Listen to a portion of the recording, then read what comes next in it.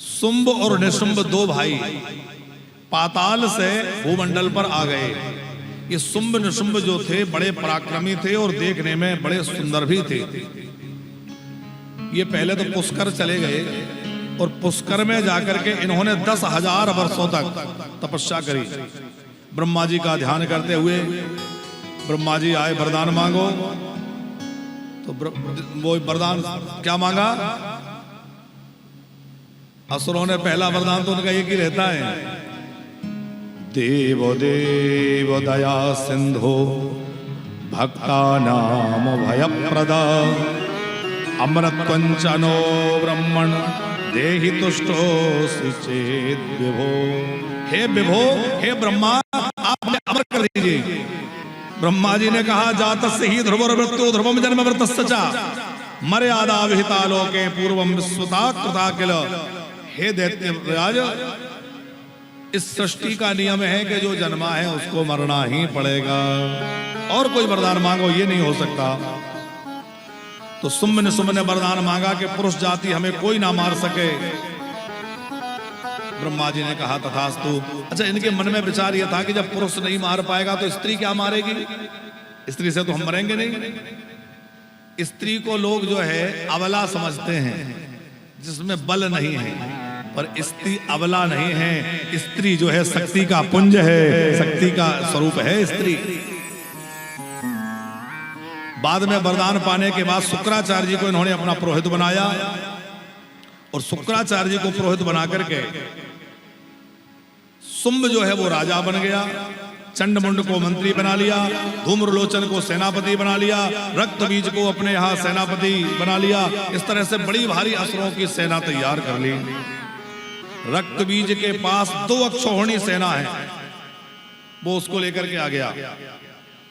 रक्तबीज को वरदान है कि उसकी रक्त की भूमि पर जितनी बूंदें गिरेंगी उतने नए रक्तबीज हो जाएंगे।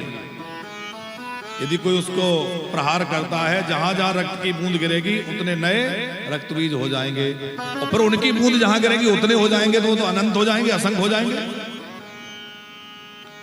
सब असुरों ने मिलकर के स्वर्ग पर आक्रमण किया। देवता पराजित हो गए, देवता गुफाओं में छुप गए। सब देवताओं के अधिकार शुंभ ने छीन लिए। 1000 वर्षों तक वो शुंभ ही राजा बना रहा। देवता बेचारे जहां तहां छुपे रहे। बार बार देवताओं को क्यों भागना पड़ता है? क्योंकि देवता तपस्या नहीं करते। असुर बार बार क्यों विजयी हो जाते हैं? क्योंकि असुर तपस्या करते हैं। पर बात इतनी सी है, असुरों का उद्देश्य खराब है, उद्देश्य अच्छा नहीं है। इंद्र ने जाकर बृहस्पति जी से प्रार्थना करी, किम कर्तव्यम गुरो ब्रूहि सर्वज्ञस्तुम महामुनि उपायोस्ति महाभागा दुष्टस्त निवृत्ते विनिवृत्ते। हे गुरुदेव बृहस्पति, आप क्या कोई उपाय नहीं करा सकते? अरे आपके पास बड़े बड़े मंत्र हैं, अनुष्ठान हैं, उपाय हैं, आप कोई उपाय बताइए जिससे ये असुरों को समाप्त किया जाए और हम अपने अधिकार फिर से प्राप्त कर सकें। देवता बोले, वेदों में शत्रु पराजय के अनेक मंत्र भी होंगे, आप कोई यज्ञ आदि अनुष्ठान कराइए। विधि शत्रु विनाशाय यथोदिष्ट समागमे। पंकज जी, बृहस्पति जी हंसे, हंस के बोले कि देवताओं ये बताओ कि मंत्र तो हैं शत्रु पराजय के, पर उन मंत्रों के देवता कौन है? बोले आप लोग ही हैं। अब जब मंत्रों के देवता ही बंदी बने पड़े हैं तो मंत्र क्या करेंगे? सर्वे मंत्राश्च वेदोक्ता देवाधीन फलाश्च ते न स्वतंत्रा स्वराधीश तथैकांत फलप्रदा। हे सुरपति, हे देवराज इंद्र, ये बताओ कि जब देवता ही तुम लोग कुछ नहीं कर पा रहे तो मंत्र क्या करेंगे? क्योंकि मंत्र तो सब तुम लोगों के ही हैं। देवी ने जिस समय महिषासुर का वध किया था तब कहा था कि जब जब विपत्ति आए तब मेरा स्मरण करना। तो आज हम लोगों को भगवती का ही स्मरण करना चाहिए। पुरा भगवती तुष्टा जघाना महिषासुरान युष्माभिस्तो स्तुता देवी वरदानम ददावथ। हम लोग हिमालय पर जाकर के भगवती की आराधना करें। देवी की आराधना से हमारा दुख निश्चित ही दूर होगा। सब देवता हिमालय पे पहुंच गए बृहस्पति जी को आगे करके, और वहां जाकर के माया बीज का मंत्र जपने लगे। माया बीज का मंत्र कौन सा है? 6 दिनों से आप लोग सुन रहे हैं, याद है कि भूल जाते हैं? क्या? ह्रीम। देखो, बाघ सरस्वती जी का मंत्र है, बाघ बीज जिसे कहते हैं, सारस्वत मंत्र अयम।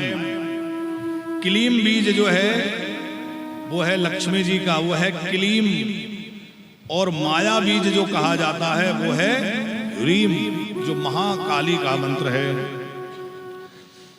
देवताओं ने इस मंत्र का जप किया, देवी प्रकट हुई। तो देवी जो है हिमालय की एक गुफा से निकली और वो गंगा जी में स्नान करने के लिए जा रहे हैं। जाहनभ्याम स्नातु कामा सा निर्गता गिरिगह्वरात् दिव्य रूप धरा देवी विश्व मोहन मोहनी। इतना अद्भुत सौंदर्य माँ का है कि सारे विश्व को मोहित करने वाली अद्भुत कांति है। वह दिव्य रूप धारण करके भगवती निकली। देवताओं ने चरणों में जाकर प्रणाम किया, माँ हमारी रक्षा करिए, शुंभ आदि देवताओं से हमें बचाइए। भगवती देवी ने उनकी स्तुति सुनी तो देवी ने अपने स्वरूप में से ही एक और स्वरूप प्रकट किया जो कौशिकी कहलाई। देवी के शरीर से कौशिकी निकली तो देवी जी का जो रंग है, वर्ण है, वो काला हो गया और वहीं से वो भगवती काली अथवा कालरात्रि कहलाई। अच्छा, काली का मतलब जिनका वर्ण काला हो ऐसा नहीं पंकज जी। जैसे कृष्ण, कृष्ण का मतलब केवल काला नहीं होता, कृष्ण माने मोहक, कर्ष्यते आकर्ष्यते इति कृष्णा है। ऐसे ही काली का अर्थ क्या है? कलयति भक्ष्यति प्रलय काले सर्वम इति काली, जो प्रलय काल में सबको अपना ग्रास बना करके भक्षण कर जाती है वो काली है। कलयति भक्ष्यति प्रलय काले सर्वम इति काली, वो भगवती महाकाली है। बोलो महाकाली मैया की जय। भगवती जगदम्बा जो है कौशिकी रूप धारण करके एक बगीचे में जाकर के सुंदर गीत गाने लगी। अब जब वो भगवती जगदम्बा गीत गा रही है तो महिषा वो शुंभ निशुंभ को पता चला। चंडमुंड ने उनको देखा। चंडमुंड ने देख करके जाकर शुंभ को समाचार दिया, महाराज एक बड़ी ही सुंदरी अद्भुत देवी हमारे बगीचे में आई है, जाने कहां से आई है, उसका इतना सुरीला कंठ है कि बड़े मधुर धुन में, मधुर शब्द में वो गीत गा रही है। महाराज वो इतनी सुंदर है कि हमें तो लगता है वो बिल्कुल आपके योग्य है, आपको उसको प्राप्त करना चाहिए। चंडमुंड से देवी के सौंदर्य की बात सुनकर के और शुंभ ने कहा कि एक दूत को भेजा जाए और उसको बुलाया जाए। तो सुग्रीव नाम का एक दूत, ये वो सुग्रीव महाराज नहीं है, सुग्रीव नाम का एक राक्षस ही था, उसको दूत बना करके और शुंभ ने भेजा। देवी के सामने जाकर उसने शुंभ की बात रखी, महाराज आपको बुला रहे हैं। देवी ने कहा मेरा तो यह प्रण है कि जो मुझे युद्ध में जीत लेगा मैं उसी से विवाह करूंगी। सुग्रीव वापस आया, विचार करके धूम्रलोचन को सेना लेकर के भेजा। धूम्रलोचन जो है वो 60,000 राक्षसों की सेना लेकर के गया। कालिका के साथ उसका संवाद हुआ। कालिका ने समझाया क्यों मरना चाहता है। उसने कहा मैं तुम्हें बंदी बनाने आया हूं। भगवती काली ने ऐसी जोर की हुंकार भरी, युद्ध नहीं किया, हुंकार, और उस हुंकार मात्र से जो है धूम्रलोचन जल करके भस्म हो गया, उसकी सारी सेना भी भस्म हो गई। हुंकारे नैवतम भस्मो चकाराद अंबिकाम। देवता पुष्प बरसाने लगे, जय हो हे भगवती रक्षा करो, मारो इन असुरों को। शुंभ ने चंडमुंड को भेजा। देवी ने समझाया लेकिन चंडमुंड माने नहीं तो युद्ध होने लगा। अब एक और भगवती देवी की शक्ति है, कौशिकी, महाकाली आदि आदि कालिका आदि प्रकट हो गई। कालिका ने चंडमुंड को बंदी बना करके और महाकाली ने कौशिकी के सामने डाल दिया और कहा हे देवी, ये जो समर यज्ञ चल रहा है उसके यज्ञ पशु ये हैं। भगवती कालिका ने जब चरणों में डाल दिया तो कौशिकी माता ने खड़ग लेकर के और चंडमुंड का संहार कर दिया। युद्धे यज्ञेति विख्याते खड़ग यूपे प्रतिष्ठिते इत्युक्त्वा सा तदा देवी खड़गेन शिरशीतयो। और जैसे ही सिर काटा तो भगवती का एक नया नाम पड़ गया। चंडमुंड को मारने से भगवती का नाम हो गया चामुंडा। बोल चामुंडा मैया की जय। हमारे वृंदावन में भी चामुंडा देवी विराजमान है। कहाँ विराजमान है? यहाँ परिक्रमा में आप इधर जाएंगे तो चामुंडा देवी का मंदिर है। चामुंडा माने जिन्होंने चंडमुंड का संहार किया, इसलिए उनका नाम पड़ गया चामुंडा। हमारे वृंदावन में केसी घाट के आसपास एक मंदिर है कृष्ण काली। कृष्ण काली का भी मंदिर है। तो श्री कृष्ण ही काली का रूप बना के विराजमान है। भगवती चामुंडा चंडमुंड का संहार करी। वापस दूत आए और आकर के उन्होंने शुंभ को समझाया, महाराज युद्ध की इच्छा छोड़ दो, पाताल भाग जाओ, क्योंकि वहां रक्त की नदियां बह रही हैं, भयंकर संग्राम हो रहा है, वहां कोई भी बच नहीं सकता। लगता है कि वो देवी प्रलय कर देगी। ये बात जब दूतों से शुंभ ने सुनी तो शुंभ ने बड़ा गंभीर संदेश अपने सेना को, मंत्रियों को दिया। क्या कह रहा है वो? देवाधीनम जगत सर्वम काचिंत्रात्र जये मम देवास्तथैव ब्रह्माद्या देवाधीना वयम यथा। अच्छा, राक्षसों में ज्ञान तो बहुत है और आचरण नहीं है, और हमारे यहाँ ज्ञान की पूजा तो है पर उससे ज्यादा आचरण की पूजा है। ज्ञानी तो रावण भी बहुत था, पर रावण की कोई पूजा करता है? आज भी चौराहे पे लटकाया जलाया जाता है। बहुत विद्वान था। आप में ज्ञान कितना है ये महत्वपूर्ण नहीं है, आपके आचरण में कितना उतर पाया है ये बहुत महत्वपूर्ण है। आपका आचरण कैसा है? रक्तबीज को विशाल सेना लेकर के भेजा, जाओ जाकर के देवी से युद्ध करो। देवी ने रक्तबीज को आता हुआ देख करके बड़ी जोर से शंख बजाया। तामागत समालोक्य देवी शंखम वादयत। और देवी ने जब शंख बजाया तो कितने ही असुर तो उस शंख की ध्वनि को सुनकर के भयभीत होके बेहोश होके गिर गए, कितने ही भाग गए, कितने ही का हृदय फट गया, मर गए। और जो है बड़ा भारी युद्ध प्रारंभ हुआ। अंबिका से जो है अंबिका ने बाणों की वर्षा प्रारंभ कर दी। असुर सेना का युद्ध होने लगा। ब्रह्मादि देवताओं ने अपनी अपनी शक्तियों को प्रकट किया। ब्रह्मादीनांच देवानां सख्यश्च चंडिकाम ययौ। जिन देवताओं का जैसा रूप है उनके द्वारा वैसी ही शक्तियां प्रकट हो गईं। इंद्र के यहाँ ऐन्द्री, वराह से वाराही, नरसिंह से नारसिंही, इस प्रकार अनेक शक्तियां देवताओं के द्वारा प्रकट हो गई। जैसा देवताओं का स्वरूप है, जैसा उनका वाहन है, जैसी उनकी शक्ति है, वैसी ही शक्तियां प्रकट हो गई।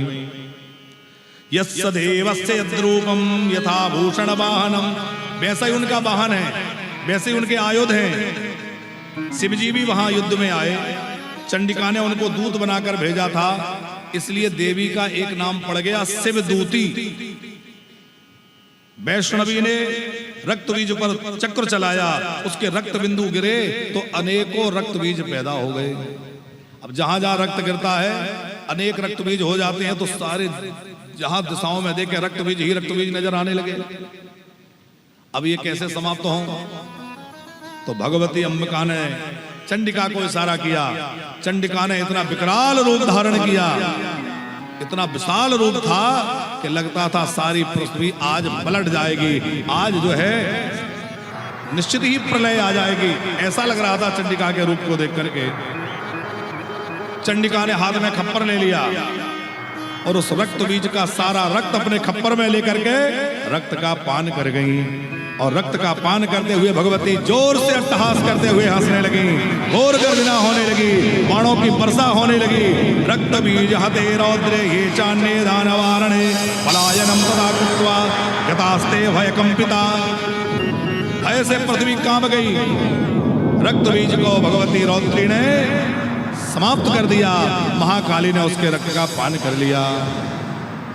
बाद में शुंभ ने अपने छोटे भाई निशुंभ को भेजा। निशुंभ से भी देवी का बड़ा भारी संग्राम हुआ है। भगवती ने निशुंभ का उद्धार किया। फिर जो है शुंभ युद्ध करने के लिए बड़ी भारी सेना लेकर आया और शुंभ के साथ महाकाली का युद्ध हुआ और खूब बाणों की वर्षा होने लगी। उधर से भी शस्त्र चलाए जा रहे हैं, इधर से भी शस्त्र चलाए जा रहे हैं। ऐसा लगता था कि प्रलय आ रही है, सारी पृथ्वी समाप्त हो जाएगी। रक्त की नदियां बह रही थी। जहां तहां जो है मारो काटो का शब्द सुनाई दे रहा था। भयंकर राक्षसों की सेना, इधर देवी और देवताओं की सेना। अद्भुत जो है युद्ध हुआ और भगवती महाकाली ने शुंभ का सिर पकड़ के धड़ से अलग कर दिया और शुंभ को समाप्त कर दिया। बहुत सारे राक्षस मारे गए, कुछ भाग के पाताल चले गए और सब राक्षसों को देवी ने समाप्त कर दिया। श्री व्यास जी कहते हैं, जो इस भगवती के दिव्य चरित्र को सुनता है उसको सुख और संपदा प्राप्त होती है। शृण्वन्ति चा सदा भक्त्या ते कृतार्था भवन्ति हि।